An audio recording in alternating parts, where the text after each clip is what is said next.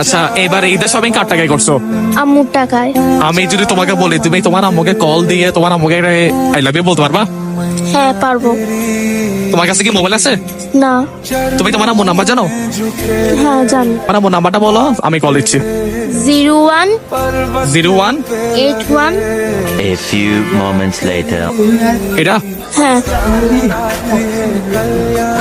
আচ্ছা, আমি ওর আম্মুকে কল দিচ্ছি, দেখা যাক রিয়াকশন কি হয়। বলো বলো। হ্যালো আম্মা, আসসালামু আলাইকুম।